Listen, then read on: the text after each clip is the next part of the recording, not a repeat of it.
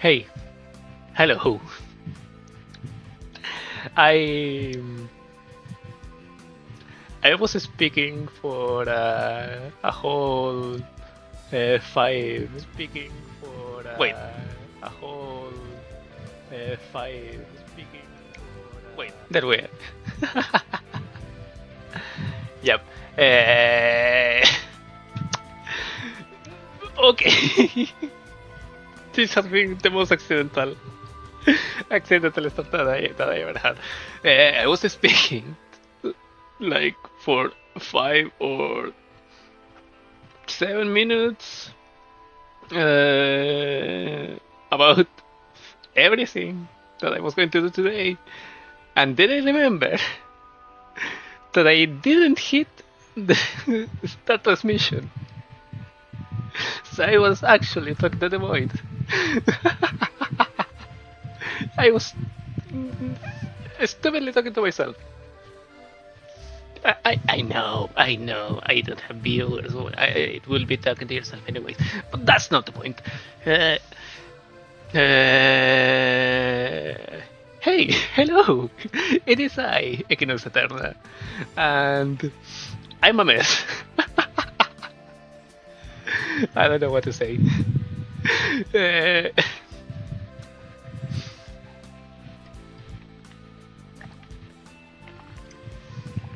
Some water. Some nice water. It's hot as hell, man. So, wait. First, Twitter. Second, Bluesky. Now, we're ready to roll. But first, do I have enough for a pool? I have enough for a pool. Let's go.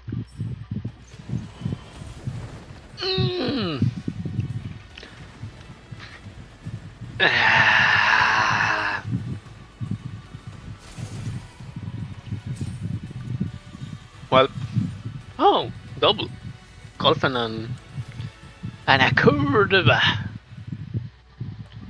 Well, okay, we are here for a reason, and that reason is not watching my trash luck. So let's jump into Corposant part 1, because there's a lot to read. I have only read at 13%, and it's probably gonna be more because this is a chapter percentage, not real worse percentage. And I know that these two are going to be Bible length chapters. So we are only 3 chapters in. So let's go.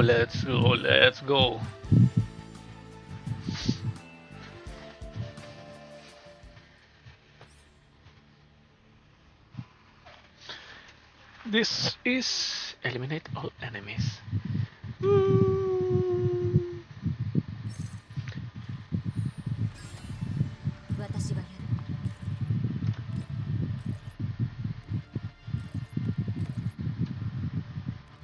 Okay. Boom. 1.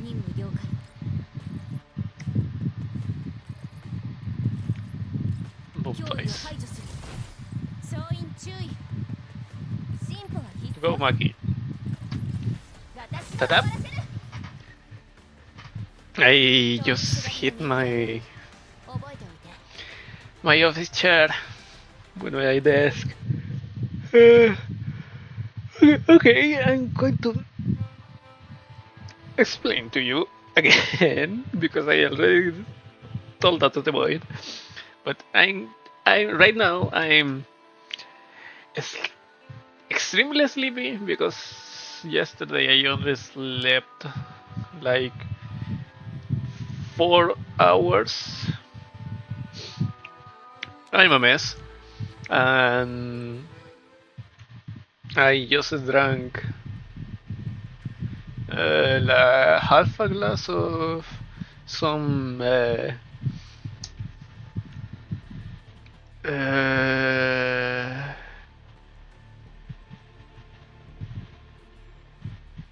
What? How can I call it?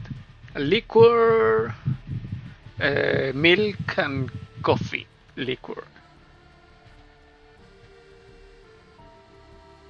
So normally I can hold myself together with like 3 or 4 glasses of that percentage of alcohol, but today I'm weak. Today I'm physically weak, so yep, I'm a little bit. Okay, let's start.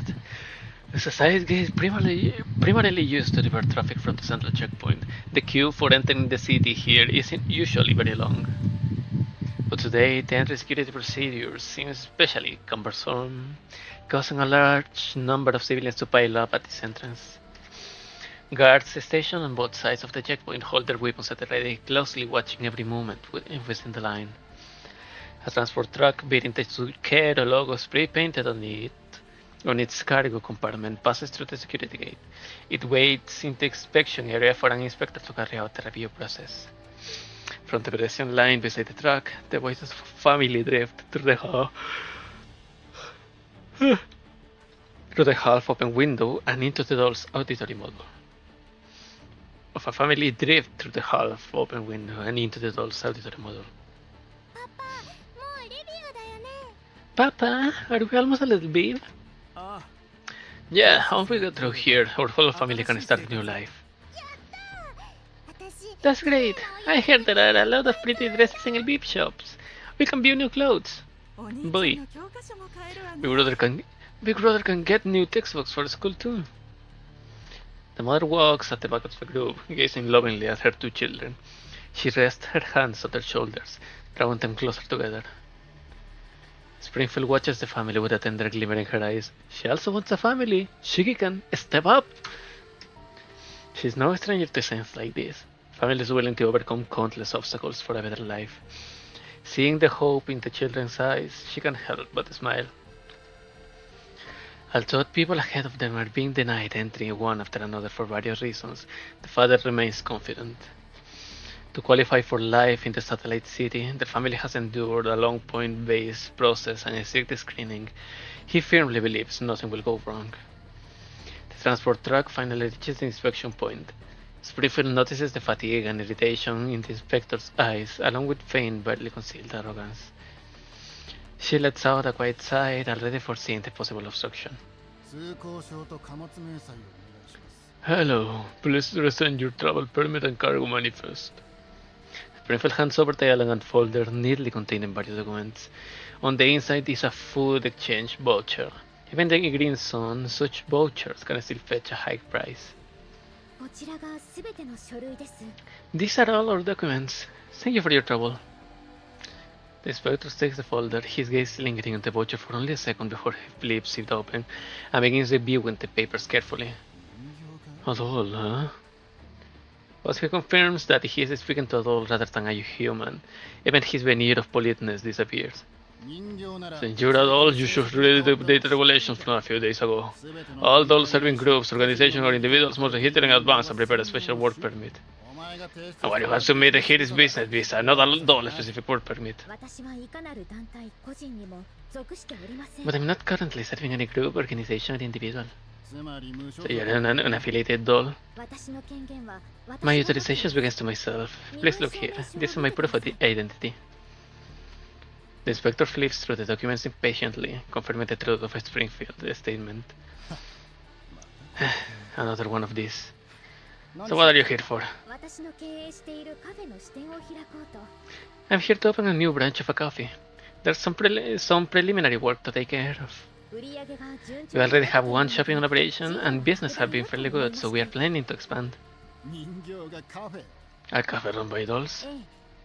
Here, for commercial building approval and operating license. As the branch officially opens, you're welcome to visit it and try your coffee and desserts. Our staff will prepare a special signature cake just for you. I'll guarantee you'll be satisfied. The inspector ignores Springfield's invitation as he skeptically scans the supplementary documents in his hands. Meanwhile, behind him, the family in line is presenting their documents to another inspector. You certainly came prepared. What's in the truck? There's some ingredients and equipment needed to open the shop. They already passed a scan when we went through the gate. Would you like to see the cargo manifest? Leave it there. And open the cargo compartment too. I need to check it. You want to check the cargo compartment? Springfield brow furrows slightly with concern. But it took a long time to get everything loaded and packed. And some of it is fragile. Then move faster. The sooner I'm done checking, the sooner you can load it back up. Nearby, the inspection of that family also runs into trouble. Let me explain again. The BP is about to host an important summit. To prevent dangerous elements from slipping in, a single family permit only allows 3 people to enter starting this Tuesday. This notice is annotated under Chapter 8, Article 3 on entry guidelines for the White Zone and surrounding cities. Didn't you update your documents? Then when will this regulation end? We can't wait until martial law is lifted before entering. Who knows? Could be 3 to 5 days, could be a month, or it might be permanent. I understand how you feel, but this is how everyone's control. You'll just have to accept your bad luck. Springfield watches the situation unfold with pity and concern.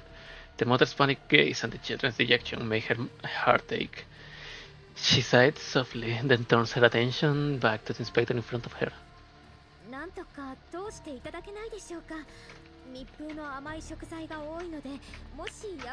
Could you perhaps make an exception? Some of the ingredients inside are fully sealed. If the packaging is damaged, they won't be usable anymore. And if anything spills, cleaning it will be troublesome. I'd feel terribly sorry if we make a mess for you. She produces a small pouch from somewhere, preparing it to slip it in the inspector's hand. But he merely gives it a cold glance and pushes it back towards Springfield. Listen, Miss Doll. This trick of yours might have worked a week ago, but it won't fly now. Did you hear? In a couple of days, I'll be hosting an important summit. Lots of big shots are gathering in the city. If anything goes wrong here, I'll be packing my bags and getting sent back to the Yellow Zone settlement. These two last pieces of yours wouldn't even be enough for me to pitch a tent. Stop wasting time. Hurry up! Springfield puts the collapsed pieces away, maintaining her gentle smile as if she softly glances at her watch. I understand your difficulties. I'll cover it with your inspection right away. Springfield opens the cargo compartment inside. Layers upon layers of coffee beans, sack, and baking ingredients are stacked neatly, with refined coffee machines and baking equipment secured on racks. The air is filled with the aroma of coffee and sugar. The inspector switches on his flashlight and shines it through the gaps towards the depth of the compartment. From the outside, it's pitch black, impossible to see anything clearly. What's in there? This is some unopened raw materials. Move this down. I'm going inside to check. Understood. Please wait a moment. Springfield efficiently unties the rope securing the cargo, unloading sacks of coffee beans on floor one by one. She moves them carefully, ensuring the expensive beans and Zucchero's specialty syrups don't spill on the ground. As the items blocking the front are cleared away, a box covered with waterproof tarp gradually comes into view. Is that what you were talking about? Raw materials? Yes.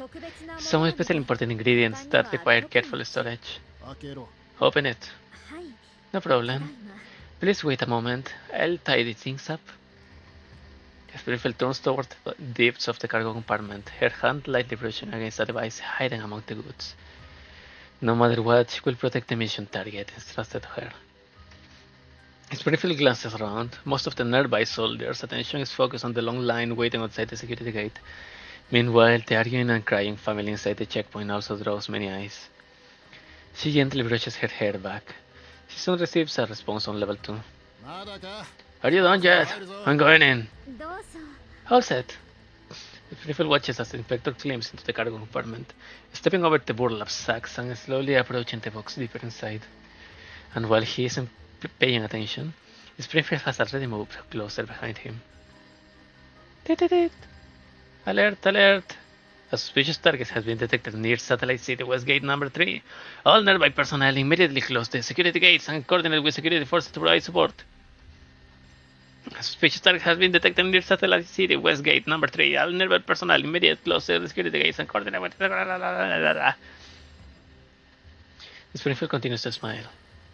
In front of her, the inspector, only a step away from opening the box, frowns impatiently and answers the beeping communicator in his hand. What's going on Gate 3? Sir, I went over Jagger's rates to smuggle contraband and it suddenly exploded halfway. Have detained the suspects. There was also a batch of cargo mixed in. We need to quickly check for illegal items among those who already passed through. Got it. I'm coming right now. The inspector thinks for a moment, then hollers for Springfield. Where are you? Ah, I'm here. Springfield steps out from behind him. The inspector urgently points at the innermost cargo. Something happened outside, so con yourself lucky. Open all these boxes, I'll take one last look and then I'll let you go.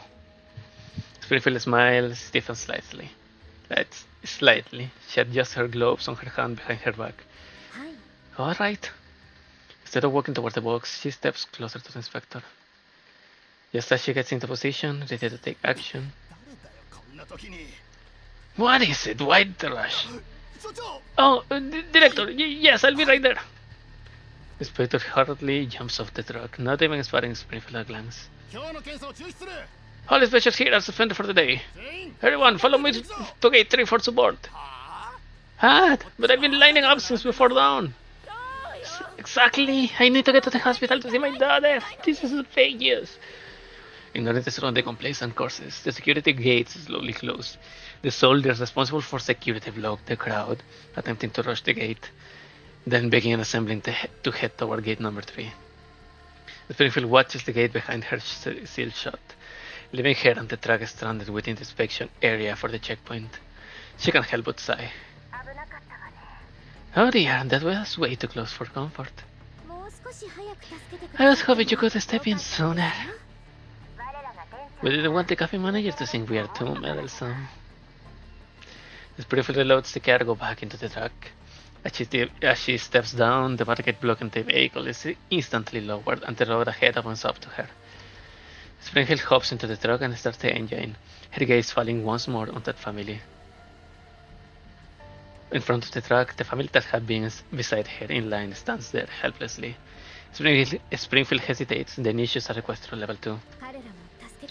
Let's help them out too. Just this once, okay? Springfield shoots the father a subtle look. Go on. Go on. What? Go. Take the children and start your new life. As long as your family stays together, things will work out. Just then, the gate in front of the family opens as well. The couple freezes for a moment, then realize what Springfield has done for them. They bow deeply toward her in gratitude and hurry through the gate with their 2 children. Springfield watches them leave, her eyes gleaming gently. Ay, Springfield.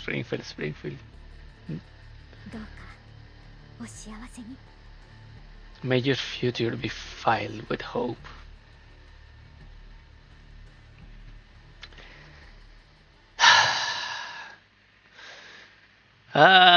Springfield.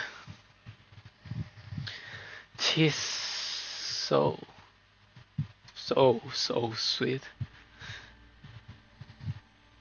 And this is the kind of the politics that I like seeing in this game. Not the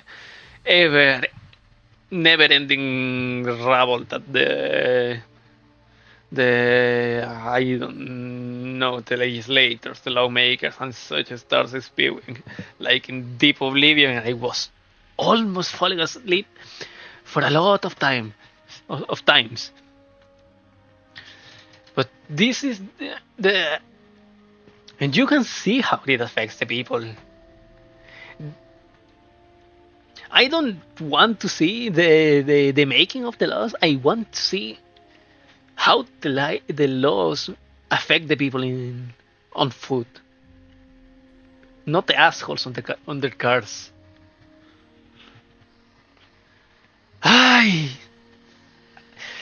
This is already. It only has been 3 stages, actually, and it's already the best event of this game. Deep Oblivion was already pretty good, but everything in these stages. The action sequence of the start with Alba and Tina, the Kruger conversation, the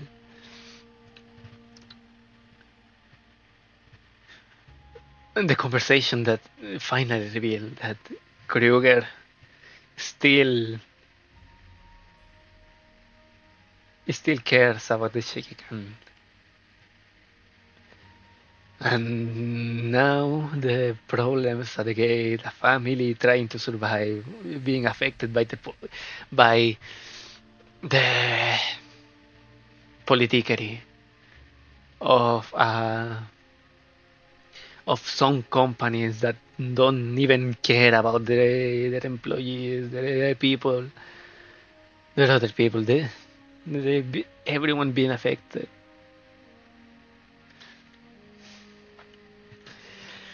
And the dolls being trying to be the little bit of beam of hope that they learned that from the commander.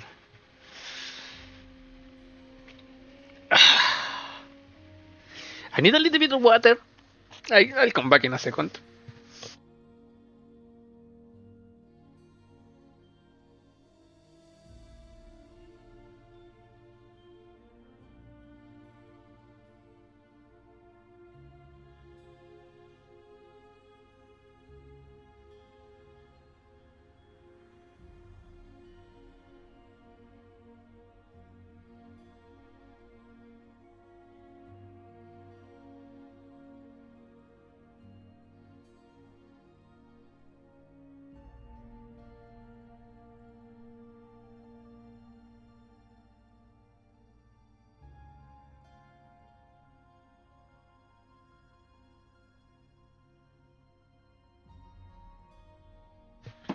I'm back. I literally speedrun getting some water, but just when I was about to start again to activate my microphone, 2 mods got into my room.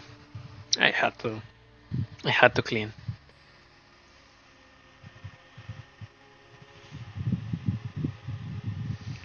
Oh no, I got a message.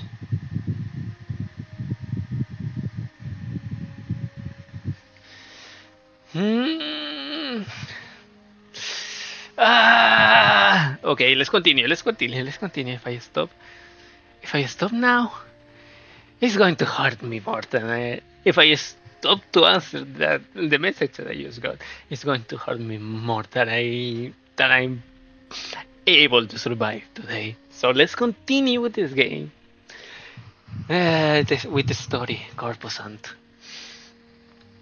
The last transport truck to pass inspection accelerates away from the checkpoint. After exiting the not very long carriage passage, the once empty passenger seat is now somehow occupied by a figure. You're such a meddler. Now you owe someone yet another favor. Macchiato rubs her chin on her hand glumly, clearly not in a very good mood, especially if it's Leva. Of course. She knows that Leva is also in the competition of the Shikikan's best wife competition. They were already here to help anyway. Helping a few more people takes barely any effort. They didn't have to step in at all. This isn't your fault, Macchiato. You did a splendid job creating a diversion. Exactly. I had the timing arranged so perfectly. Who could have guessed we'd run into such a storm, Inspector? Even in the green zone, they are big-headed people like that. Leva! Don't just hack into other people's home channel. Sorry. I was just checking whether our comms were secure. I just happened to overhear your conversation right after I finished. I wasn't even eavesdropping on purpose. Cross my heart. Meh. Couldn't you have told us that you could open the checkpoint gates directly? Ah, well, tweaking city defense authorizations here and there isn't a big deal, but we still have to submit the operation logs, you know? We should try to keep as low a profile as possible. If it weren't for the fact that collateral damage was about to happen on Springfield's end, letting everything play out naturally would have been the best solution, wouldn't it? Mm. She feels guilty. She's so smoochable right now, right here. Anyway, it's great that there were no necessary casualties. We are already close to Elbit now. From now on, everything will be a piece of cake. But the security measures around Elbit look even more stringent than we expected. Miss Eva, what exactly is this technology summit they are preparing for? No, Dad? Your database should have information on the Girard Group, right? As a leading giant in the tech sector, they regularly invite industry big shots to hold summits under the banner of academic exchange. Also, a lot of this year new research gets unveiled at the event.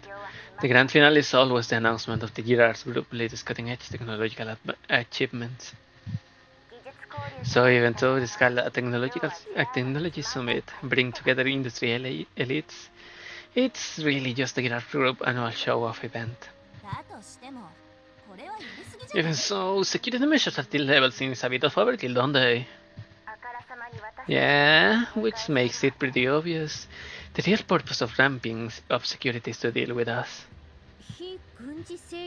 To deal with Nonfa? If I remember correctly, the non-military force administration should have pretty solid footing in LBF, shouldn't it?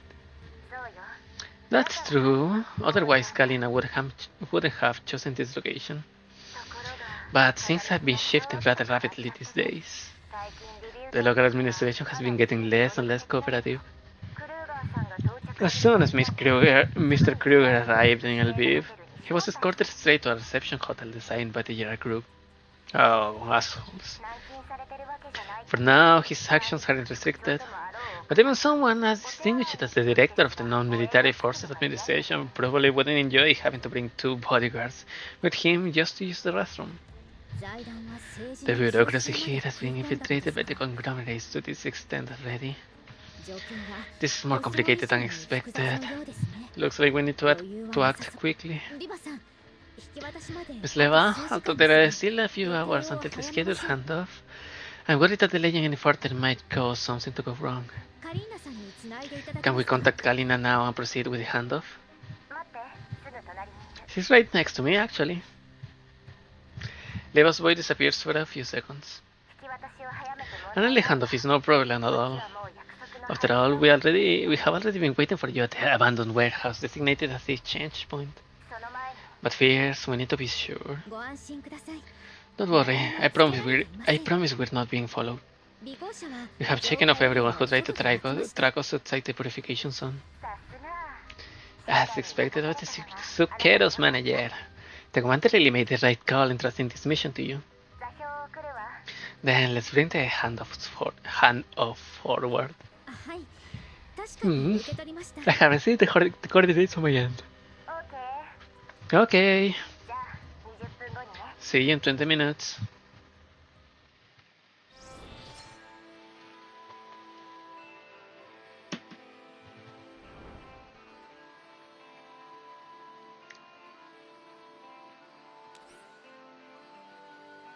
I like the music, but the rendition that I did for Alva's trailer, that one was badass as hell. I preferred that one more than this one, but it's the same melody, it's not the same instrumentation, but it's close to that. Gnostic revelation.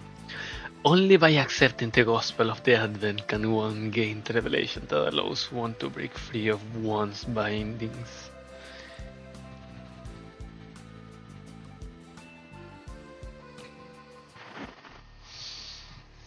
Inside an abandoned warehouse at the edge of the satellite city. Two figures leaving through the warehouse rear door. After confirming that the interior is secure, the human woman lowers a gun in her hand and nods to the doll beside her. Leva, check the surroundings one more time. Roger! Do you think it's too quiet?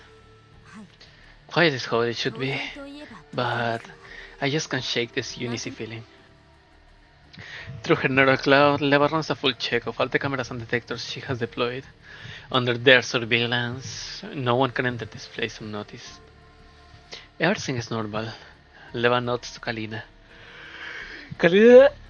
Oh yeah, my body can hold it. Kalina relaxes slightly, then picks up the radio and contacts the outside. Observation team, report the situation around us. The observation team has detected no abnormalities, ma'am. Confirm the thermal imaging scan again. Thermal imaging shows only our personnel in the area, no other heat sources. Stay alert. Rapid response team, report your status. Ready for combat at any time. Evacuation routes are covered by our firepower. Awaiting instructions. Stand by and wait for further orders. Yes, ma'am. Leva? Something just feels off. Have you noticed anything unusual? No, everything looks normal. But that's exactly why I feel uneasy. Lena, give me a status report. The view from the rooftop is pretty nice, you know. Same conclusion as the observation team on my end. Forget enemies, there isn't even an ant nearby. That's suspicious. Leva, want to switch positions with me? No need, you stay outside and enjoy the fresh air. Hey, you're always looking nice for me. Help me scan the northwest sector again. I'm detecting a slight irregular connection signal. Can you locate the signal source? I don't have a full spectrum scan. I'm not detecting any signal here. Nothing at all? Ah, Kalina, I see them. It's Springfield. They haven't changed at all. She's so cute. Kalina glances at the time. It matches exactly the time Leva and Springfield had agreed on earlier. She raises the communicator in her hand. Target has entered the designated range. Our security teams move to level 1 alert. Roger. Let the transport vehicle in. Outside the warehouse, the hum of an engine draws closer, then gradually comes to a stop. Leva and Kalina exchange a look and pull up the rolling shutter that covers the warehouse entrance. Once the vehicle stops, Springfield hops down from the driver's seat first. She gives Kalina a slight bow. Miss Kalina, sorry to keep you waiting. You've had a long trip. Did everything go smoothly on the way? We ran into a bit of trouble, but thanks to everyone's help, it was all resolved in the end. Thank you for your hard work. We should have provided more support, but we ran into some thorny problems earlier. I couldn't really spare the manpower. You're too kind. You have always taken good care of us all these years. This is the least we could do. It's just that the original route seemed to be under surveillance. Otherwise, it would have been safest for Makiata and me to escort the target all the way to LB for the handoff. It's a sensible idea. You have already done very well. Leave the rest to us. Then we'll leave it in your hands. The commander is very concerned about this matter. Both about Helena and Paradeus. Hearing Springfield's words, Kalina's expression grows grave. I understand. When I met the commander, I explained everything from the beginning to the end. That will be for the best. While Kalina is conversing with Springfield, Leva looks past her towards the distance as if confirming something. Meanwhile, Macchiato walks in and sets down the sealed container that had been hidden deep in the cargo hold. With a heavy thump, the container hits the ground, kicking up a thick cloud of dust.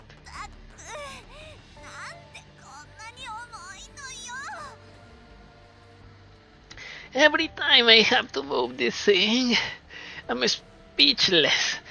This box is seriously heavy. Even so, it just contains a little girl. The materials used for this container automatic defense system are the real deal. Kalina steps closer to the container, but it suddenly starts to quiver. What's wrong? That's the sign of the defense systems entering alert mode. Did this happen at any point during transport?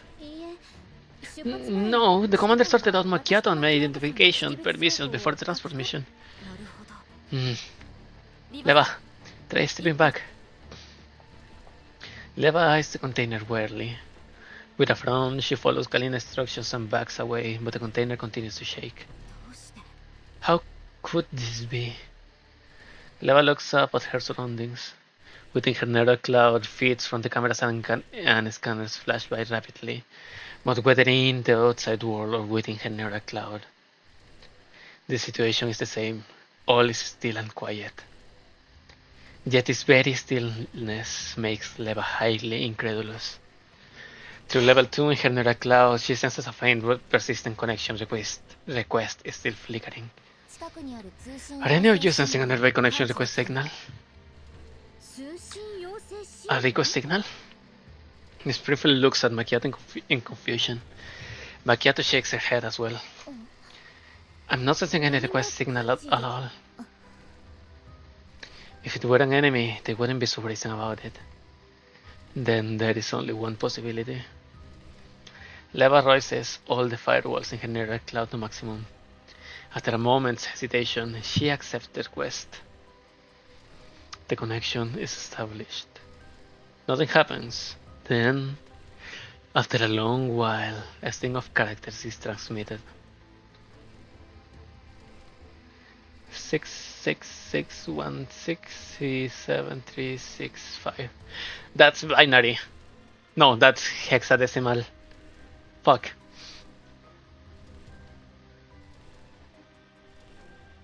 I don't know what it means.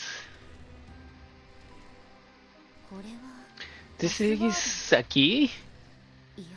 No, it's hexadecimal encoding. False? Leva activates the key. In an instant, her neural cloud is assaulted by what feels like crashing waves. Her offensive firewalls immediately counterattack, but the opposing signal vanished at once. The firewall severed all connection interfaces, isolating Leva's neural cloud once more. Forcibly disconnected by the attack, Leva suddenly realizes something. She takes a stock of her surroundings, only to find fully armed mechanical units all around them. What? Leva immediately raises her hand and strikes the mechanical unit that has already approached the container. Find cover, now! What's going on? Our level 2 has been breached. Wait, Kalina? You can see the meter? See what? Kalina looks around in confusion but still draws her sidearm warily. In Leva's view, the mechanical units are drawing their weapons as well. Everyone down! Fire at the position I have marked! Springfield and Macchiato immediately draw their weapons. Leva fires controlled shots at the enemy positions she can see, while the other dolls raise her guns and fire at the targets invisible to them. The mechanical units are hit precisely and collapse to the ground. Do you still have Sender Protocol? Macchiato and I both still have it. Close your level 2 interface and connect to me via the Sender Protocol. Springfield and Macchiato do as instructed. The moment the connection is established, they too see the mechanical units on the ground sparking. What? How did they get in? What are you even talking about? Doesn't the even mask them from a human's physical eyesight? Just what is this? After the mechanical units are destroyed, the container finally stops shaking. Lena, have you spotted any enemies? Enemies? No. Connect to my remote control permissions. What about now? Now? Ah! Where are the mechanical units everywhere outside? Kalina, what about the people we deployed out there? Observation team, do you copy? Rapid response team, can you hear me? There's no response over the radio. Oh no! They're neutralized. Damn it. Just who the hell are they?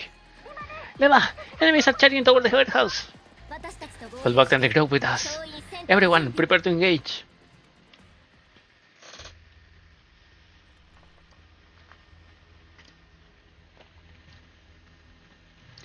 HMB.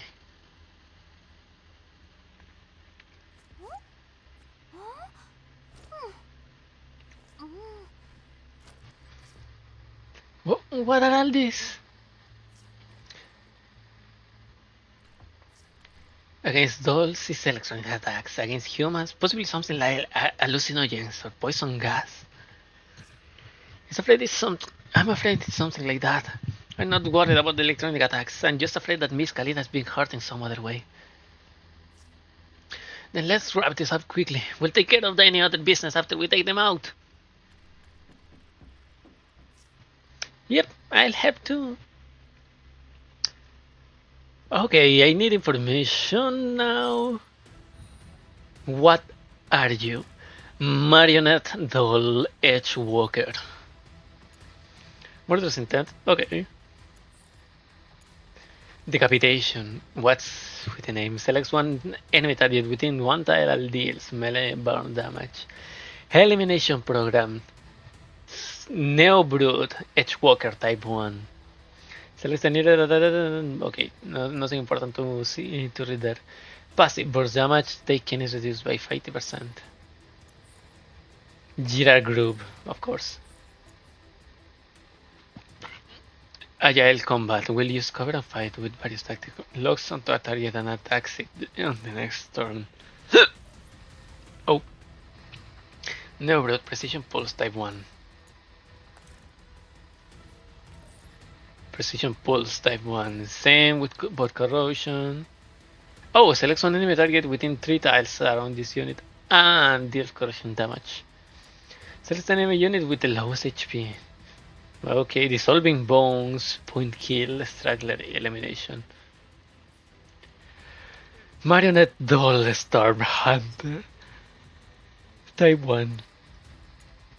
Pulse bomb shock. This is the one that has been doing electric warfare. Edgewalker, Executioner, Edgewalker, Executioner, Precision Pulse. This is probably cover fire and all that. The Storm Hunter is electric warfare.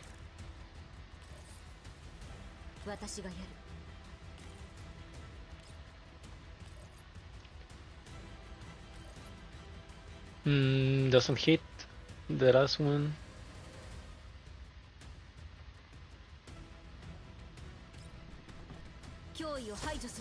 Boom.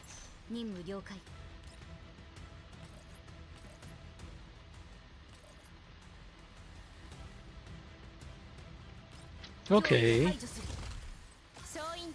Let's keep balling.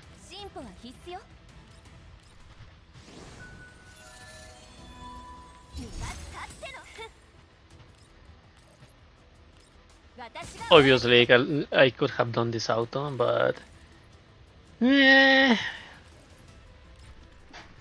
don't know, man. At least until Boymastian is here, I still want to play a little bit. Are the enemies dealt with? It seems to have quieted down. Suddenly, a series of noises come from the outside of the warehouse. Kalina frowns as she hears them. Those are PSA sirens. Outside the warehouse, the screech of vehicles braking hard can be heard, followed by multiple sets of footsteps drawing closer and closer. This is the PSA of LB-13. Drop your weapons immediately. This is field personnel from the Non-Military Force Administration, conducting an active operation. You have no authority to interfere.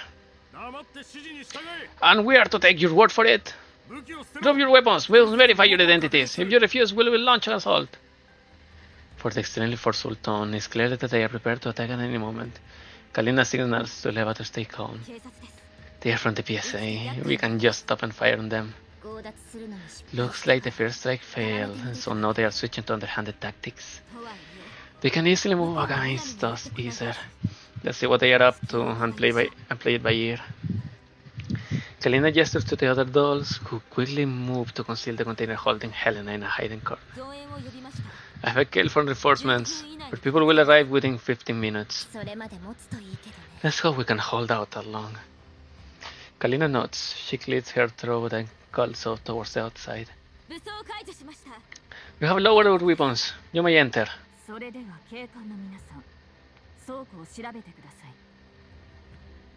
I know that voice. Seiva? PSA officers, please enter the warehouse and conduct your inspection. There may be senior officials of the UNC inside. Please escort them to me courteously. Courteously! Elegant! Understood.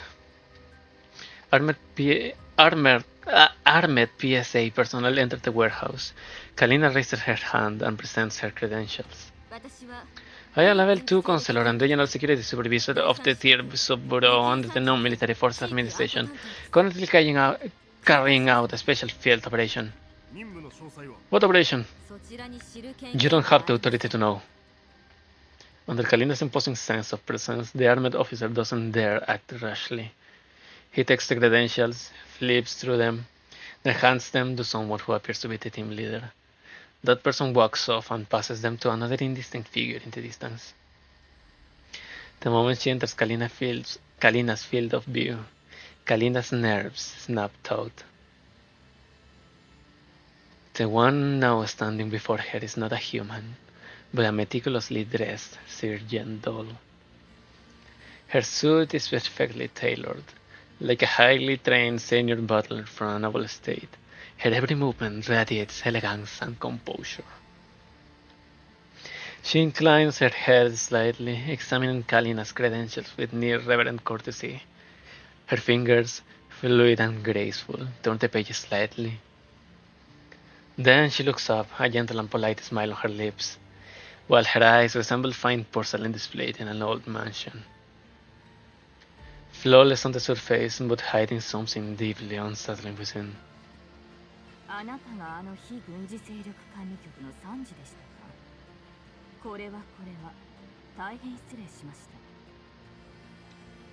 So you're a counselor of the Non-Military Forces Administration. Please accept my sincerest apologies for receiving you in such a manner. It is truly disgraceful. You're certainly fast and polite. Efficiency and elegance are virtues that naturally complement one another. As a standard of next-generation etiquette, we always strive to integrate the two perfectly in order to provide the most attentive service. Her voice is rich and smooth, her tone refined and courteous, yet this near-perfect politeness carries an irresistible sense of authority. Surely the Public Security Administration doesn't have a doll as high-end as you in the ranks. You have a keen eye. I am indeed not a doll registered under the PSA, but here in a support capacity. The doll gives Kalina a slight nod. Please allow me to introduce myself. I am a special representative of the Girard Group responsible for security affairs in Lviv and the surrounding region. You may call me Igla. I was just informed that there has been some unusual activity in this area. You should be aware that the Girard Group also undertakes security operations for the cities around Lviv, so we could hardly ignore the PSA request for assistance. Additionally, with the upcoming summit placing higher demands of Lviv, I feel it necessary to personally lead a team here to assess the situation. Based on our preliminary observations, it appears that a rather intense conflict has taken place here. Perhaps you will be willing to share what you witnessed. After all, maintaining peace in the city is a goal we share. Igla's gaze rests gently yet intently on Kalina, then casually sweeps toward the corner behind her. That seemingly idle glance feels as though it sees straight through everything. Her smile never wavers, polite and composed, yet exerting invisible pressure. As you can see, Nonfa is carrying out its assigned task. We were suddenly attacked by unknown mechanical units, but fortunately our field personnel repelled them. What an unfortunate incident. Hegel inclines her head gracefully, offering a perfectly measured gesture of apology, as though expressing regret for inconvenience she did not cause. Her expression remains impeccably pleasant, save for the intense focus in her eyes, like a predator looking into its prey. Upon closer thought, I can't help but notice an interesting coincidence.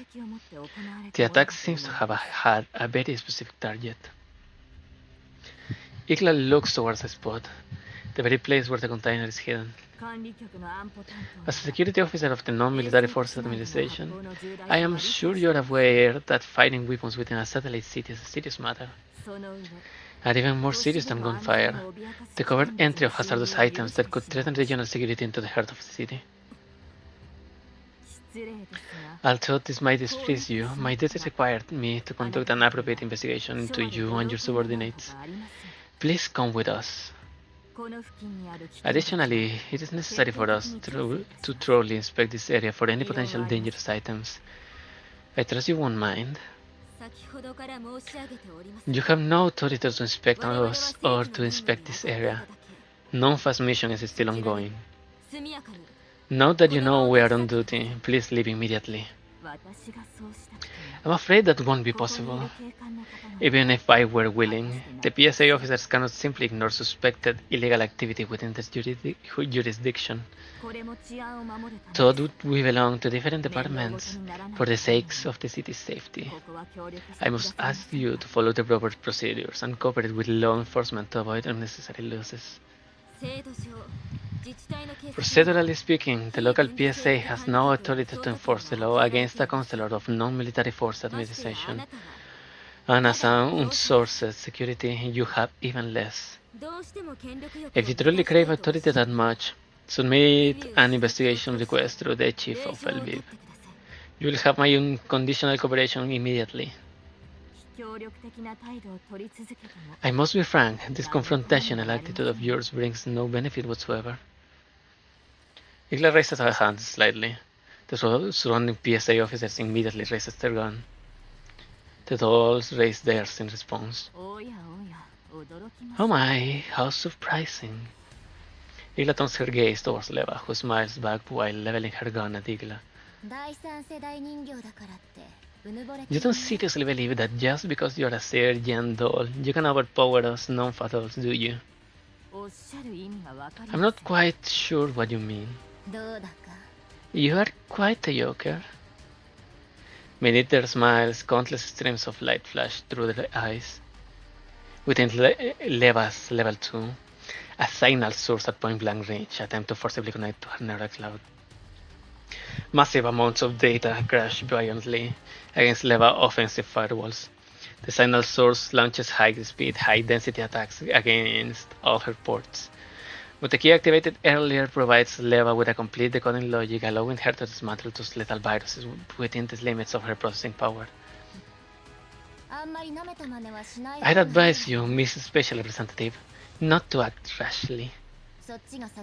Let's leave aside the fact that we could take you out even if you strike fierce. If anything happens to the Counselor, the Gerard group will probably get plowed into the ground and turn it into the next year's fertilizer. Are you sure that'd be acceptable? Igla frowns slightly, then resumes her original smile and addresses Leva. You're also quite a joker. Of course we wouldn't act rashly.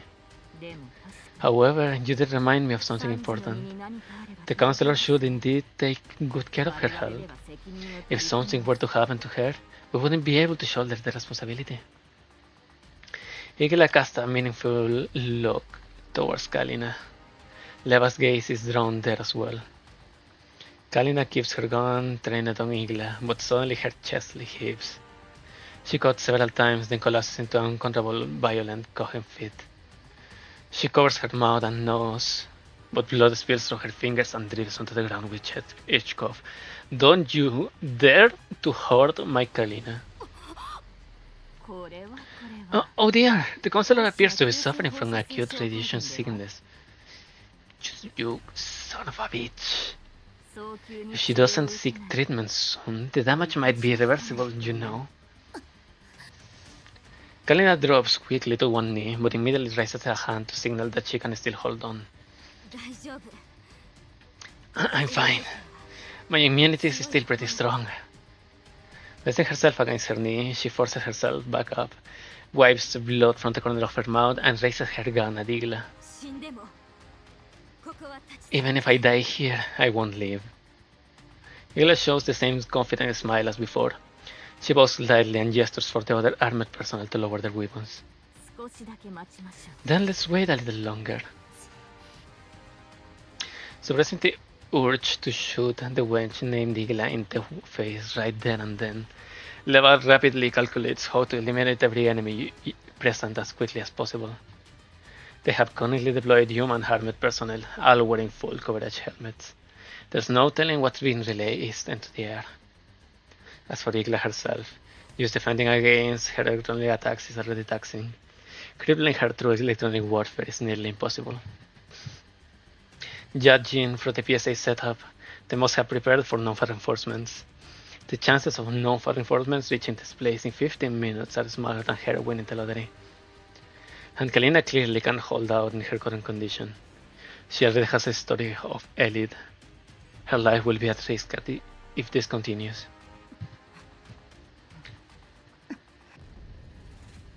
Boom! While Leva's neural cloud is racing, a massive explosion suddenly erupts deep within the warehouse. Almost simultaneously, the dolls all look towards the same spot, the location of the container now shrouded in the smoke. Looks like the real guests have arrived. Igla doesn't hesitate for even a second. Abandoning the dolls she had been facing moments ago, she immediately rushes towards the explosion. Kalina tries to follow, but her legs give out and she collapses. Take her to safety. Leva rushes to her side at once, trying to help her up. Kalina pushes her away and issues an order. Don't worry about me, go after her. Leva shoots a furiously glare at the PSA personnel Igla has left behind and roars at them. Call an ambulance right now! If anything happens to the counselor, it will be your heads rolling! On it! Thrown into chaos by the sudden explosion and Igla's departure, the PSA officer falls into this fray. The leader starts calling for medical support over the radio. Lena, take Kalina to the hospital. Manager, please help protect Kalina. Got it. Leave it to us. Just go. Leva gives Kalina one last look, then dashes towards the site of the explosion.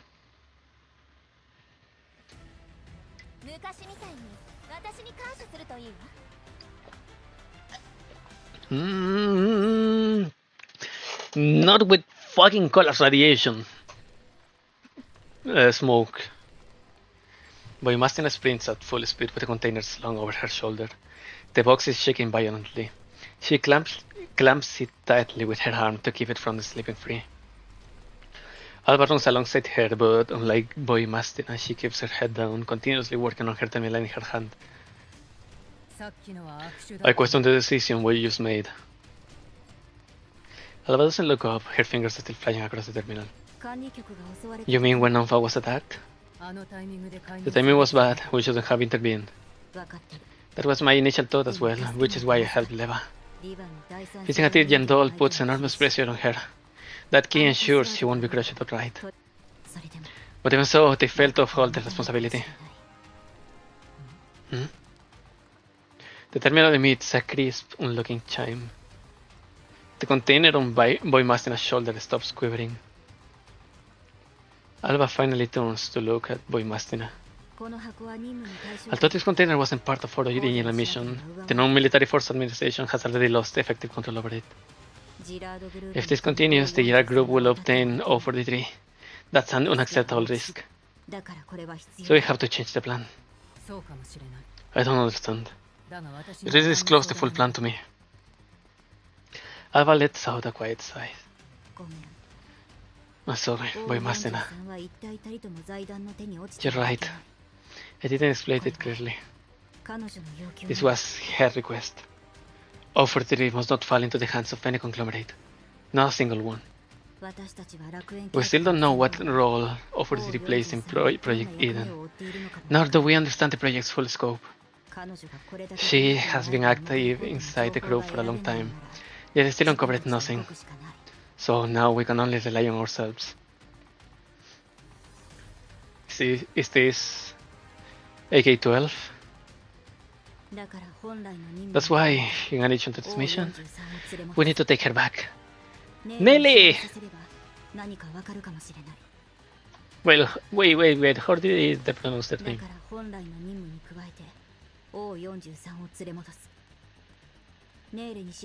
Nere. Nere will conduct a comprehensive examination. Maybe we'll find some clues. She's single beef? Only then can we determine how far Paradise's scheme has progressed. Carrying this container significantly reduces our chances of completing the mission. Perhaps we should find an opportunity to return it to Nonfa. No. Can Nonfa not be trusted? I trust Mr. Kruger, and I trust Miss Kalina, but I can say the same for everyone else. If the UNC were truly trustworthy, we wouldn't have broken away from the state sec in the first place. Understood. Girard Group is almost done for, but it still possesses the capacity to cause enormous damage. Even though Mr. Kruger has done everything he possibly can, I'm still concerned that Nonfa's plan may veer far beyond what they anticipate. If instability erupts within Girard, the situation will become irreversible.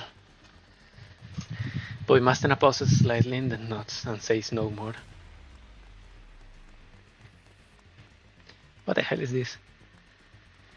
Sakai CCRP? Probably Cyrillic, this last part. I don't know what Sakai means. Gretchen, this is, I don't understand. And this is Cyber Nehia? The silence between them carries an unspoken mutual understanding. In the distance, the sound of running engines and footsteps draw closer. Looks like the enemy is catching up. I'll prep the vehicle. Give me the container. I'll just hold you back. We're on the wall at the extraction point. Understood. We must now watch Alva leave. Then, silently, she turns in the opposite direction, checks her weapon, and runs towards the enemy with heavy, deliberate strides. Let's go!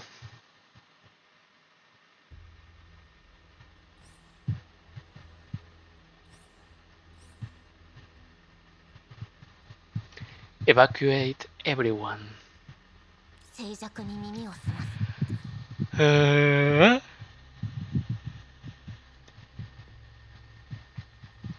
Glacial domain. It says evacuate everyone, so this is going to be a quickie.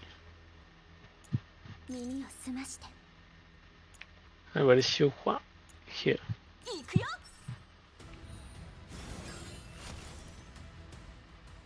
Oh, it's on the other side of the fence. Okay, I can reach. Oh, they are blocking.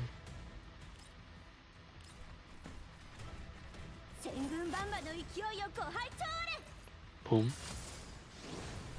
Oh, I forgot Shockwave.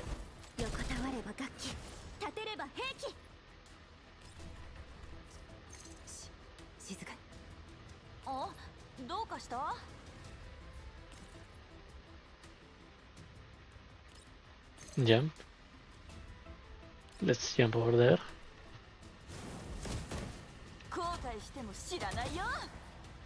Retreat.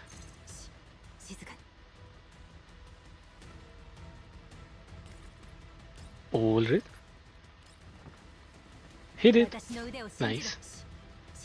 And retreat. It is silly as fuck, but huh? I can do it in turn 1. It literally says evacuate everyone.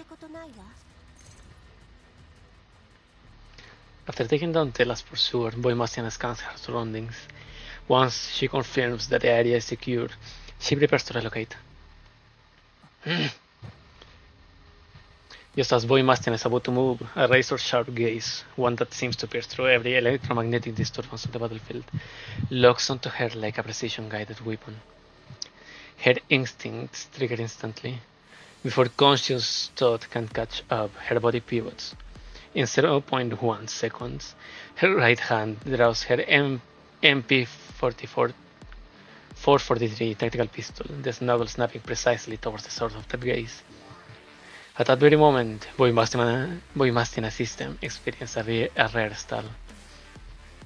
She stands in an open tactical zone, deliberately chosen to maximize attracting enemy fire while ensuring clear line of sight for battlefield control. Her first assessment is that the enemy has deployed a sniper team for long-range suppression, but her wolf's eyes, full spectrum scan, detects no thermal signatures or electronic traces of conventional weapons. Yet her intuition has never been wrong.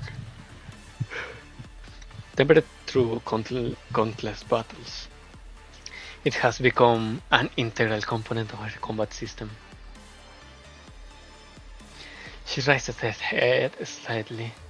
Wolf Eye automatically shifts the maximum magnification, piercing the night mist to look onto a distant target. On the edge of the battlefield, over a kilometer from the engagement zone, atop a high rise overlooking a warehouse district, a slender figure stands in silence. Even with Wolf Eye, Boymastina runs the system at full power to clearly capture the figure's image. It is a woman dressed in an elegant masculine formal suit, poised and graceful, with neatly styled short hair and movements that radiate near perfect refinement. Her gaze meets Boymastina across a vast distance. Boymastina maintains her firing stance. Rational analysis tells her a standard pistol is meaningless at this range, yet a more primal combat instinct refuses to let her lower her guard. Across such an immense distance, every sensor in her body simultaneously enters maximum alert, a phenomenon she has never experienced before, not even when she infiltrated Avernus alone. Her combat instincts scream a single conclusion: this person is a genuine threat. As if sensing Boymastina's wariness, the elegant woman tilts her head slightly and says something to a fully armed operative beside her. Through her wolf eye, Boymastina sees the operative salute, open a specialized case, and respectfully present it to the woman. With a flick of her wrist, the equipment is revealed in full. A tactical spear forged from a special ultra-high density alloy, its surface glinting coldly. Such weapons are typically ceremonial ornaments, not tools for actual combat. But in the next instant, the woman's movement sends every one of Boymastina's senses screaming. She grips the spear gracefully, spins it in a motion as fluid as a dance. And then something utterly unbelievable happens. Holding the spear in one hand, she leans back slightly away and, with a flawless strong posture, hurls it toward Boymastina over a kilometer away. The air shrieks as the spear tears through it like a silver bolt of lightning, traveling at armor-piercing round velocity across an inconceivable distance. Boymastina's system calculates hundreds of evasion patterns, but her body makes a different choice. She holsters the pistol, lowers her center of gravity, and precisely catches the spear mid-eye with her right hand. Boom! The colossal impact force carves deep grooves into the ground beneath her boots, sending her skidding several meters before she stabilizes. The ground surface fractures under the force, cracks spreading outwards like a spider web. This is not a power a normal human could unleash. Not an impact a standard tool could withstand. Boymastina looks down at the spear in her hand, etched delicately along the shaft is a single line of text. Looking forward to making your acquaintance, Igla. Beep. Snow Wolf now that is on the waypoint. White Mastiff, report your position. White Mastiff in en route is en route. Over. The call ends. Boymastina lifts her head and looks toward the distant buildings. A dull numbness pulses through her wrist. The impact was too much even for the components in her arm. A sensation she has never experienced before surges within her.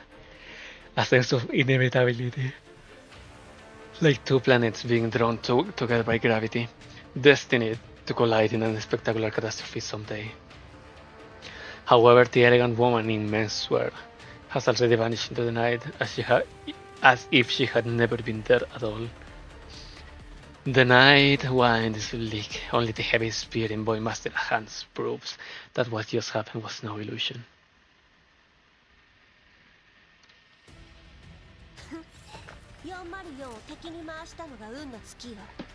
A Sergeant doll. And Boymaster is finally here. Caduceus. Ooh. The staff. Boom. A dull sound tears through the air, and a blazing fireball blooms into the night. A jeep racing down a narrow path is struck dead on by a precision-guided rocket. The shockwave throws out a ring of head, shattering all the nearby windows. Damn it! Authorized heavy artillery! Headquarters explicitly stated urban combat restriction protocols. The target item is rated A+. Any damage will result in... Unless we can cut off the escape route. Wait. Scans show the vehicle interior is... empty?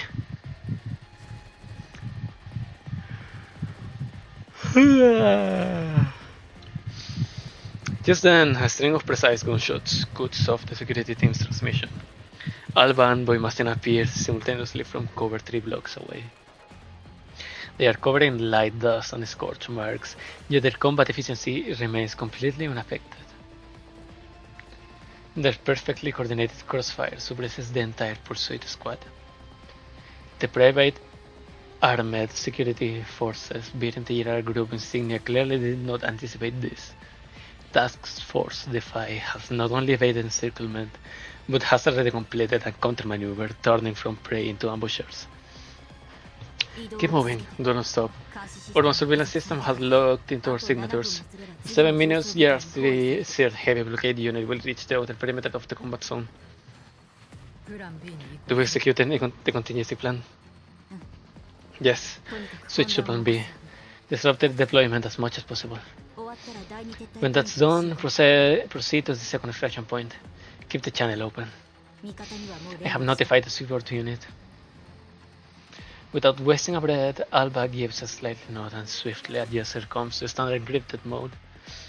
She then shoulders the capsule containing the critical cargo and leaps nimbly into a gap amidst the dense architecture of Elviv's green sun. Her figure melts into the neon-lit stealth jungle, vanishing into the night in an instant.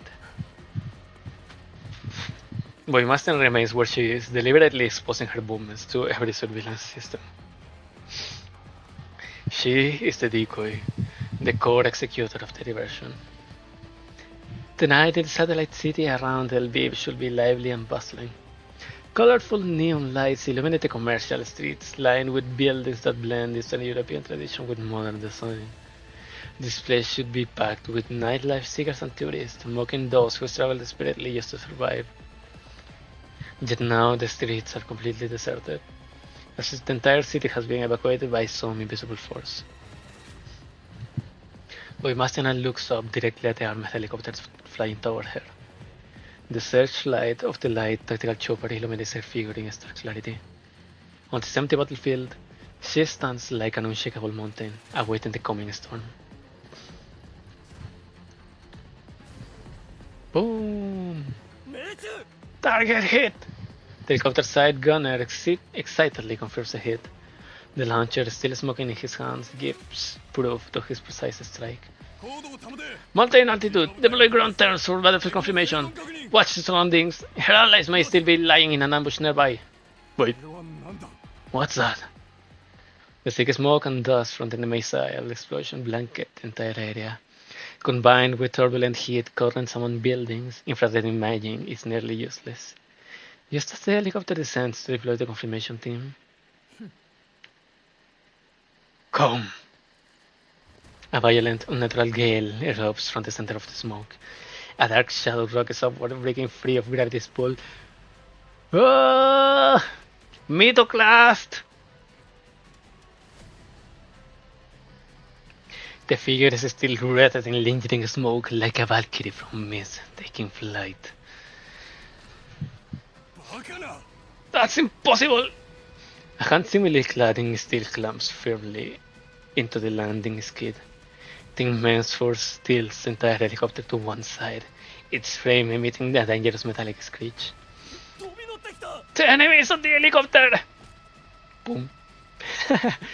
Wolfpack hauls herself into the cabin and immediately delivers a precise, crushing punch that sends the nearest armored operative flying out of the open hatch. The fully equipped tactical soldier is hurled hundreds of meters away, vanishing into the night like a feather. The helicopter crew consists of 13 tactical elites, all especially trying to counter high-performance Diddles, veterans of two-person coordination and squad combat. In addition, 4 non-biomimetic droids are deployed inside the cabin. Mechanized combat tools more efficient than humans, executing orders with absolute merciless precision. Their weapons all look into my mastiness before the humans can react. However, faced with a true difference in power, even the finest trainings, the most flawless coordination, and the most advanced equipment are nothing more than meaningless numbers. Blades slide through arteries and cables. At extreme proximity and speed, weapons clatter to the floor before a single shot can be fired, along with bodies that have grown limp. This is just a gore fest of boy mastiness. Muscles!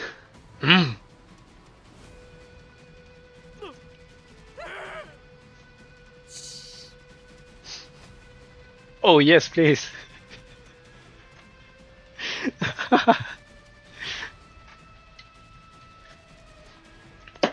This is the dream. To be quietly and gently silenced by boy mastiness. Mechanical muscles. Holy hell. When the pilot turns at the sound behind him, his eyes fall onto the bodies strewn across the cabin, and a Diddle standing at the entrance making a silencing gesture. Boymastina gives the pilot one last look. When she's certain he won't attempt anything dangerous, she leaps from the helicopter as it continues circling at low altitude. She lands solidly on the rooftop of a mid-rise building. The impact fractures the concrete, yet she merely bends her knees slightly to absorb the force before straightening once more. She has deliberately spared the pilot to prevent the helicopter from crashing out of control and causing unnecessary civilian casualties. Even though this exposes her position, the fight has its own principles. Besides, her current mission is to draw attention to create a space for Alva's extraction team. The drones airdrop combat droids near Boymastina, but both the enemy and she herself know this is nothing more than a waste of time.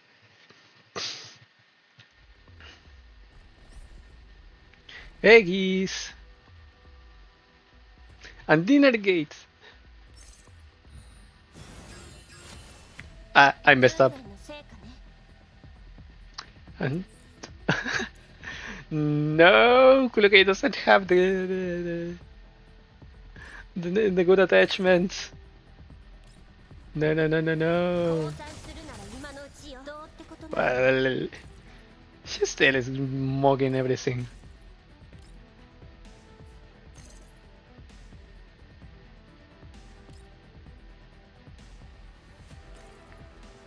Modify. Boom.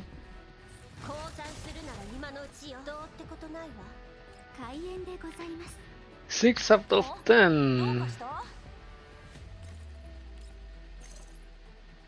Okay. Oh, what the? Boom. Well, I'm not playing the hard mode, that's the thing. Igla.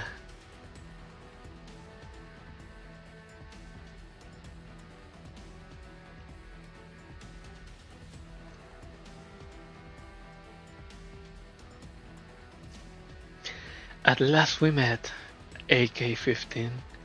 Your reputation precedes you. It is truly an honor.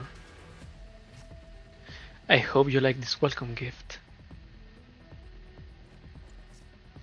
Please grace me with a demonstration.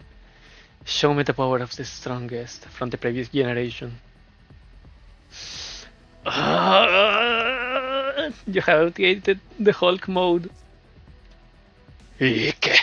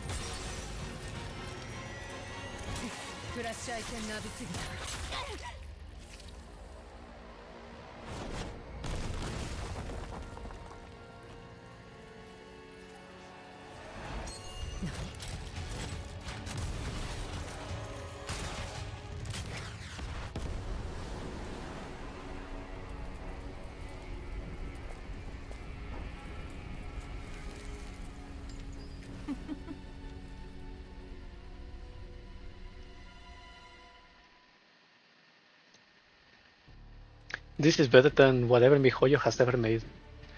Amidst the wreckage, Igla survives the sight of devastation, lifting a hand to her head and rolling her neck. Lady Igla!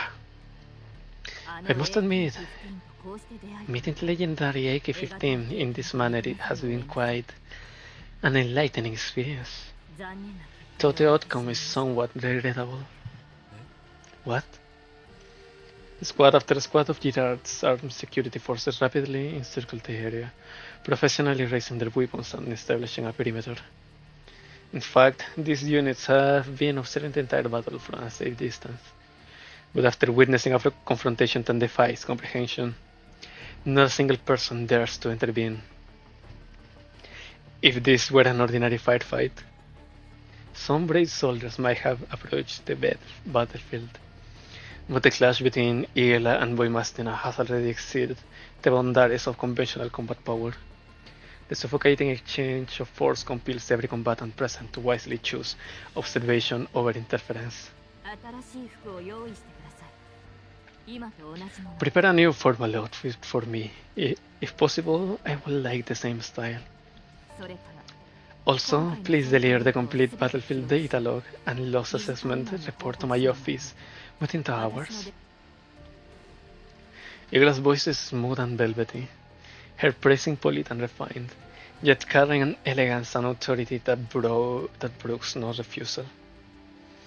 She inclines her head slightly and offers her subordinates a proper smile, as though they were merely attendants at a saloon. Perhaps it's because she fully understands the nature of her own power that she does not reprimand those who fail to provide support. Instead, she shows a hint of approval for their wise decision to keep their distance. Of course, in a battle between those two titans, and no sane human would approach.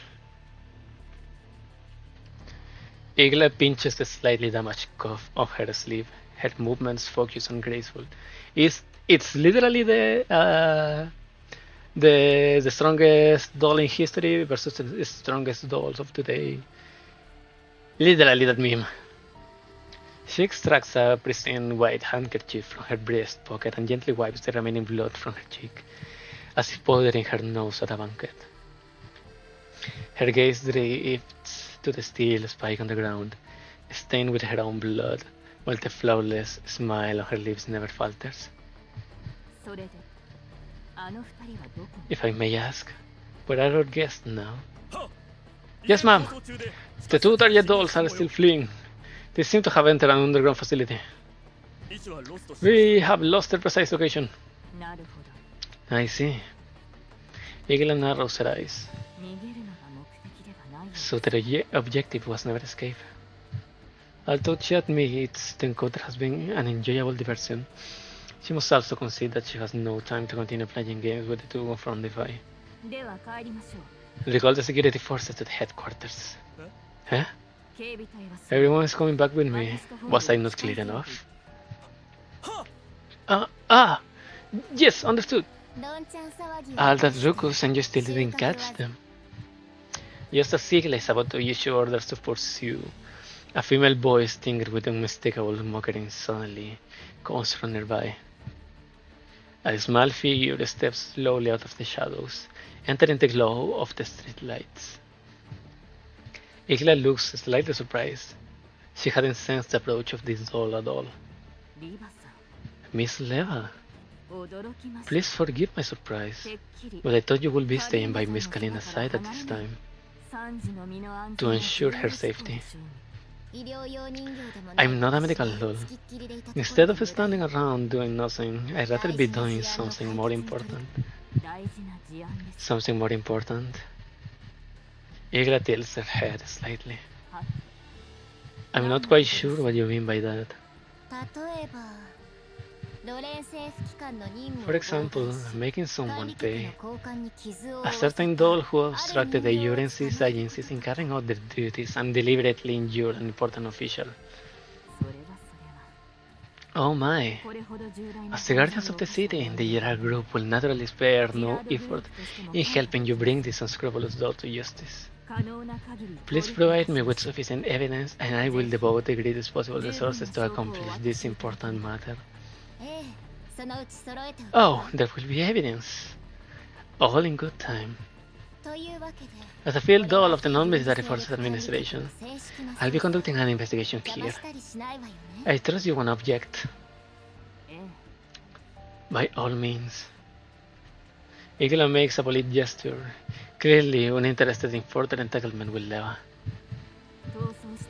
If you have no further instructions, I should take my leave and continue arranging the encirclement of other potential threats. Oh, that reminds me.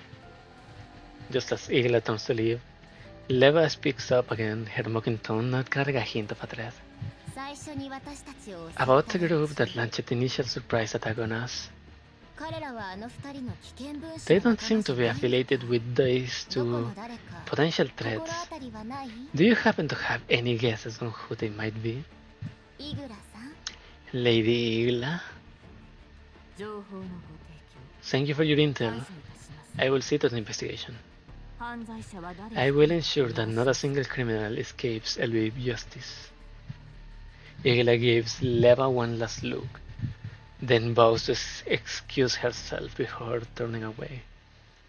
Her silhouette, elegant as ever, quickly melts into Elviv's nightscape. Bastard. After confirming that Igla and her forces have withdrawn, Leva swiftly drops the mocking expression from her face. She then looks towards the direction where Buimaster and Alva have disappeared. So it really was them. Defy. So what are you trying to do?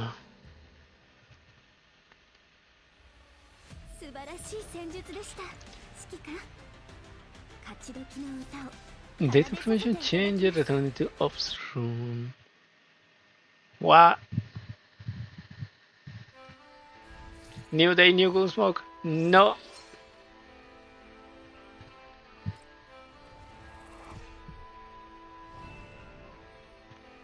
Artifact recovery is flash bash.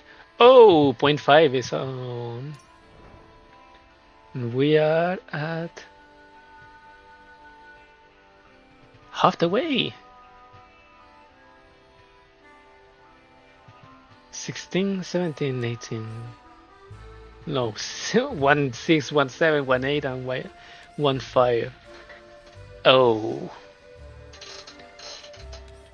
And this is story. Wait, let me check. Good Gnostic Revelation. Caduceus. The Destiny's twine around the staff can be ignited with just a hint of starlight. The moment when heaven and earth meet. Okay, I'll come back in kind of a minute. I need more water and I'll have to take care of some things.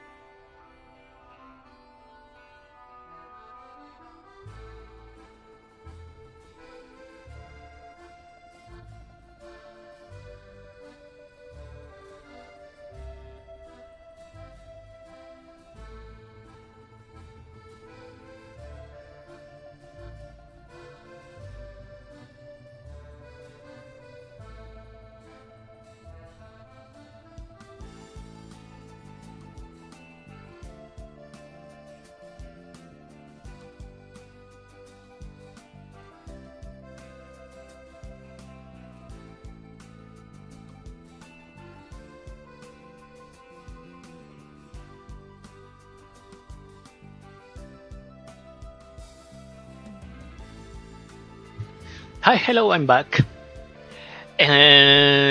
So, I'm going to do one last one. Mercurial Fountain and I am Venom Libation and Anti-Agastic Boss. Sinister as hell, nice. As I was saying, I'm going to read this last one and then today is, well, Wednesday. It's Wednesday until the sun comes up. So it's still Wednesday. So Friday, I'm going to finish part 1. And if it's too little, then we are going to start part 1.5. Then we gotta keep moving. Luckily, there is no event in Limbus. There is nothing in Enfield yet. I probably can do what's the name? The story for the characters from Wolfguard, Angel, Gilberta, I mean. Levatine and Yvonne, that they are there. So there are they. So we can probably do that, but there's no rush yet. So we can advance on those ones because it's also a dead week in Dark Knight, so there's no need to push on that. So I think for now, we're going to do this last one and let's continue. Because 1, 6, 1, 7, 1, 8 and IS.5. This is gonna be a boss fight. No? It's not a boss fight. Okay, then the boss fight is in 1.5. Okay, let's continue. Yeah, the voices.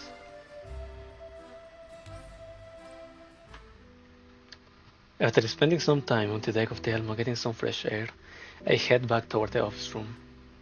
To those who have been watching the spectacle through the glass earlier have already vanished with a trace, leaving only my Lynn in the hangar servicing the drones. She waves to me in greetings as I come in. Grossa can probably tell that I'd rather be alone. After brewing me a cup of coffee, she says she's going to inspect the goods freshly delivered by the underground brokers and excuses herself. I take a sip of coffee and sit down at the command console. I take out the card I received earlier and glance at the route displayed on the console. There's still half a day before we reach Lviv's satellite cities. Lately, I've been leaving Elmo again and again, and every time nothing good ever comes of it. With a sigh, I toss the card aside, clasp my hands behind my head, and look up. At some point, a flying dinner gate has already come to a hover above me. Is this? Holy! Commander! Why do you look so troubled again? Don't scare me like that.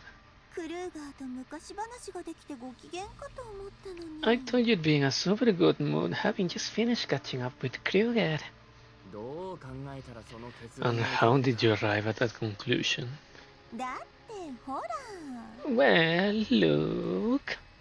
The delegate flies over to the card on the desk, circles it once, and starts projecting Dandelion's image.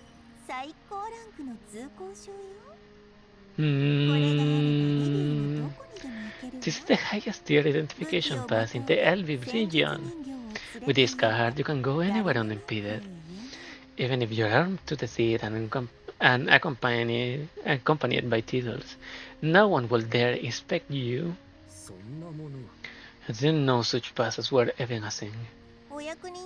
Plenty of officials need unrestricted access. No one wants to be researched routinely. Can we take a look at that card? I raise the card. A scanning beam shines from the dinner gate's eye and rakes over it. This card contains 20 anonymous unrestricted access identities, a reservation for a presidential suite at a 5-star hotel in Lviv, and electronic keys to several buildings around the hotel. Kruger really understands you.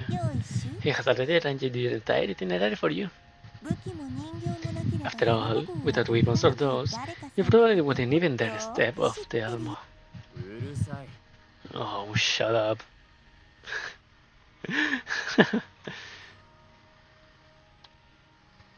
I wave my hand dismissively, shooing the bothersome dinner gate aside. I peer at the car and think about what Kruger said to me earlier. Things really aren't what they used to be. Bounty hunters can change anything if they only ever stay in the yellow zone. If I had greater authority, maybe the dolls around me wouldn't need to risk themselves, and we could handle more and bigger problems than before. But still, even with Kruger and Kalina on my side, I find the non-military force administration and the UNC as a whole repulsive. Especially that man. I recall that final phone call I had before leaving Griffin, and the frustration and anger start creeping back immediately. Then the lion studies my expression, tilts her head and decides to say something. Speaking of Lviv, I have continued analyzing the data we gathered from the underground research facility in the Yellow Zone. Would you like to hear about it, Commander? Go on. The people underground were subject to many atrocious acts. By cross-referring databases, corresponding cases can be found in past law enforcement archives. This indicates that these experiments have been going on for a very long time. Of course, the most valuable information to us is that, according to the downloaded data, the test subjects and procedures were systematically categorized. And this categorized data was periodically transmitted externally towards several fixed nodes. Can those nodes be traced? Oh my, Commander, you know how these underground brokers information relay services work. They go through millions of transfers and layers of obfuscation. But for ordinary people, tracing them back will be extraordinarily difficult. But you're no ordinary person, are you? Just as I expected, Dandelion smiles in satisfaction. She quirks an eyebrow and goes on with pride. Naturally. Even the UNSC's civil intelligence agencies will need at least a year or two to crack protection at that level. But they cleverly relocated some computing power from Haley while handling another project, so it only took a few days. Huh? Is that really okay? It's no big deal for now. Anyway, I have traced all the data aggregation nodes to something called Project Eden, and that project directly points to its developer and financiers, the Girard Group. And the Girard Group headquarters happens to be in Lviv. Lviv, huh? Based on this trace, can we assume that the Girard Group is cooperating with Paradius and undertaking experiments related to Helena and volumes? I don't think the Girard Group alone has the capability to pull off everything involved in those experiments. Besides Girard, another entity known as Sedgefaven keeps appearing in the data, although far less frequently than Girard. From what we found, Sedgefaven is trying to surpass Girard by far. Given the current situation in Lviv, Girard might just be an outer shell, a disposable one that looks ready to be abandoned at any time. Girard is just a scapegoat. So the public trial led by non-fast little real significance in dismantling Paradius. Not necessarily. Girard is the main hub of fund circulation after all. Taking them down is like severing a major artery. Besides, without a white glow to handle execution, Paradius efficiency will drop significantly. That is not a bad thing.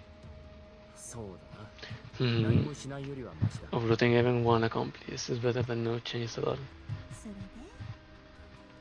So, what do you plan to do next, Commander? I rest my chin in my hands and nod slightly. Maybe things really are moving in a better direction. Maybe it's also time for me to make some changes. Help me get that information on Lviv, both on the Girard Group and Nonfa. Next, I want to see with my own eyes how the Girard Group will actually be dealt with. Do you want to return to your former companions? Not exactly. I just want to observe a bit longer. Help me develop an action plan. Here's a rough idea.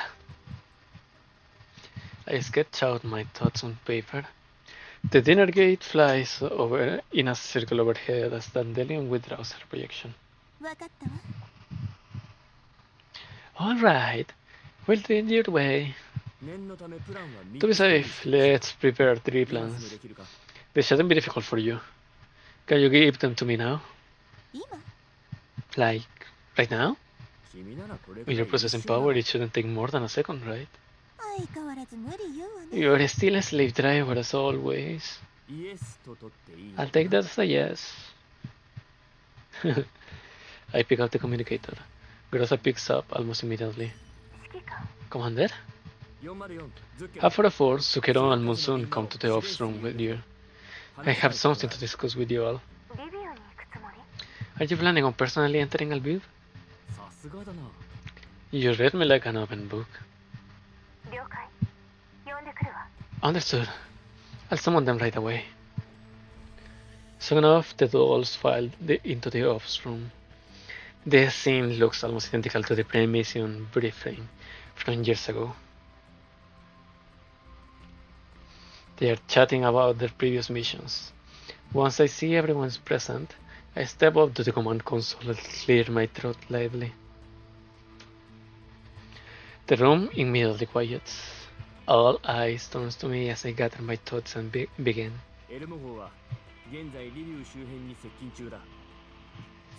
We are approaching the outskirts of Lviv.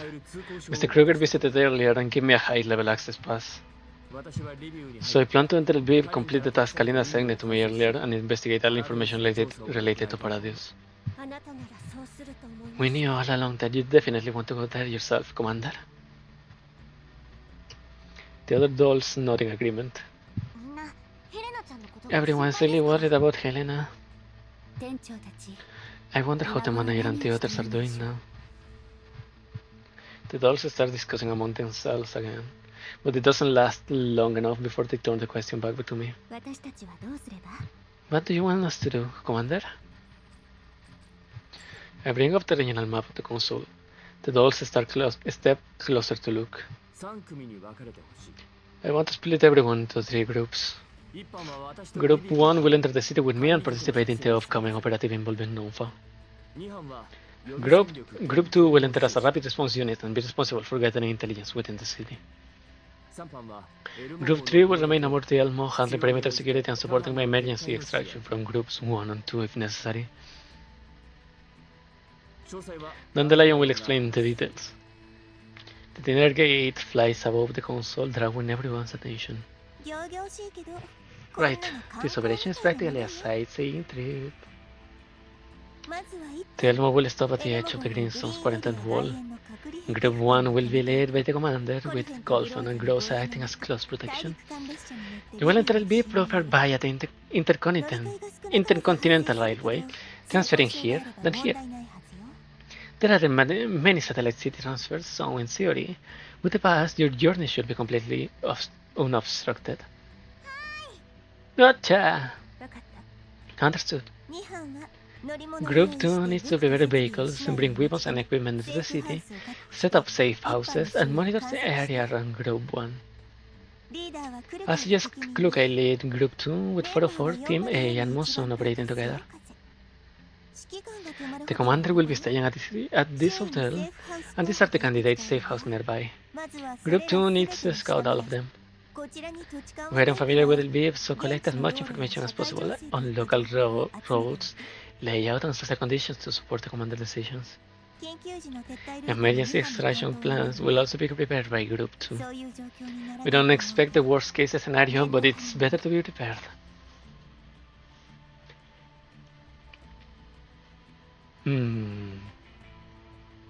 Yep. If the worst case scenario happens, or even if something worse than that could even happen, then we have to be prepared. This is child's play for 404. We coordinate closely with Little Klukai. Any tasks requiring interaction with humans can be left to us. Group 3 must keep the helicopter ready for immediate launch and also take care of the guests aboard the Elmo. So, kiddo, you two stay on standby. The remaining members of Team Grossa, please support them as well. We'll take care of everything aboard the Elmo. Even if you hadn't said it, we'd protect the Elmo. I have already sent everyone the maps, routes, and additional details. If anything is unclear, feel free to ask me anytime. Everyone nods in unison. The dolls assigned to different tasks begins refining their plans into the nearer clouds, while teams that need to cooperate starts coordinating. The objectives of this operation are manifold. First, ensure Helena's transfer is completed successfully and guarantee her safety. If her safety cannot be guaranteed, then if necessary, we will ensure it ourselves. Second, monitor the Iraq group and cooperate with non-fast containment actions against them. Most importantly, collect as much intelligence as possible related to Paradius, uncovering the chain behind the Helen and Boyan experiments. The Elmo will reach the vicinity of Lviv in half a day. Everyone, get to work. With all the task assigned, the dolls head off to make their respective preparations. Klukai does not leave right away. When most of the dolls have already gone, she walks over to my side and begins to speak. About the choice of personnel to escorting you into the city, I think Klukai stops mid-sentence and glances towards Grossa. Grossa is currently focused intently on the map displayed in the command console. I think, Commander, you should talk it over with Groza. Thanks for the reminder.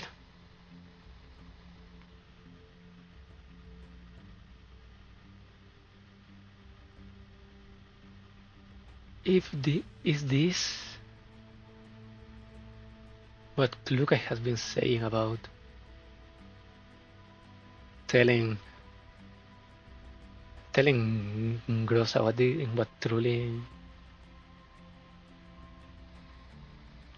what she can truly feels, or what? Luca nods and leaves the Ops rooms as well. I walk over to Groza. She lifts her head and looks at me. What was that news now? Seem uncertain about the arrangement. Not at all. It's just that... Yes. It's just that I'm not very good at dealing with humans. Once we enter the city, my strengths will really come into play. And right now, there are those who with stronger combat capabilities over the Alma. That might be better candidates to serve as your escort. I scratch my head. Groza never shows it outright, but it's obvious she's still upset about what I said back then. She doesn't look any different than usual, but her eyes fixed directly on me. I find myself weighting my words with extra care. Well, after entering Lviv, I'll need a partner who can work with me in perfect sync. There is no better choice than you. And this time is different from last time. Back then, both TLMO and 404 needed you. Without you in the lead, none of the previous missions could have been completed. Our manpower has expanded a lot since then. We're no longer as stretched thin as before. Under these circumstances, the best choice is for you to act together with me.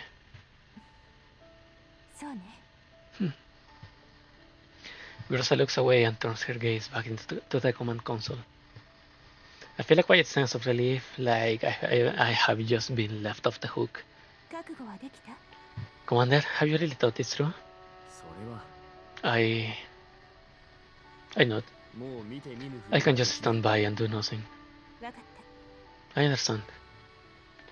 Groza looks up again and offers me a sincere smile. I can tell you have already made up your mind, Commander. Then let's do it your way. Groza looks out the window. I follow her gaze and stare into the distance. As the Elmo advances, the road stretches endlessly ahead. Perhaps it's time to take a brand new step forward.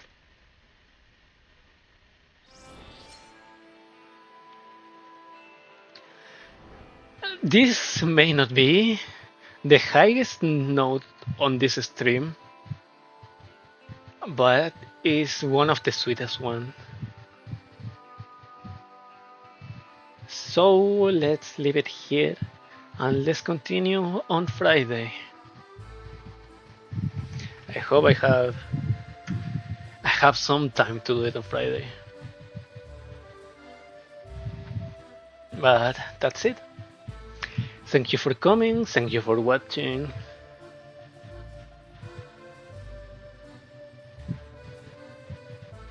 I blanked out.